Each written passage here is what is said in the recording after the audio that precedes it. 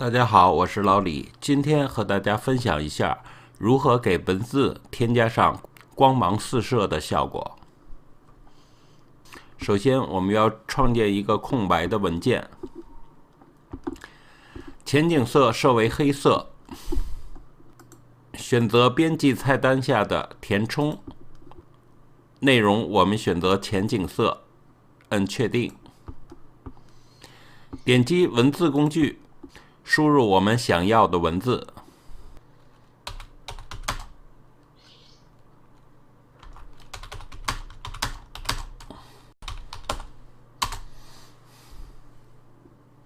然后我们调整一下它的位置。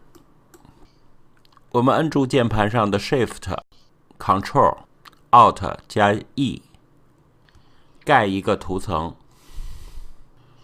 然后我们选择滤镜中的扭曲，扭曲中的极坐标，选择平面坐标到极坐标，确定。然后我们选择菜单中的图像，图像中的旋转图像，我们选择逆时针90度旋转。然后我们再打开滤镜里边的风格化，选择风，我们选择是从左方向。然后我们按下 Ctrl 加 F， 复制几次。当然，我们也可以打开滤镜进行重复操作。重复完成之后，我们选择图像下面的旋转，图像旋转，选择顺时针90度。然后我们点选滤镜中的扭曲，扭曲中的极坐标。现在选择极坐标到平面坐标，然后按下确定。然后我们再新建一个图层，点击一下可编辑渐变，来选我们想要的颜色。然后我们按下确定。我们开始拉一条渐变线。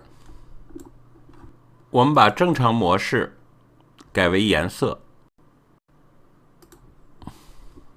这时候效果就出来了。当然，我们可以同样更改颜色。我们再次点击，选择另一个预设，再拉一条直线看一下。这时候颜色就又改变了。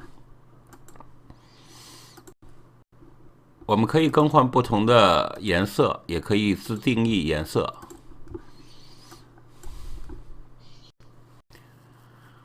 好，这就是我今天和大家所分享的如何给文字添加上光芒四射的效果。我是老李，感谢大家收看，我们下次见。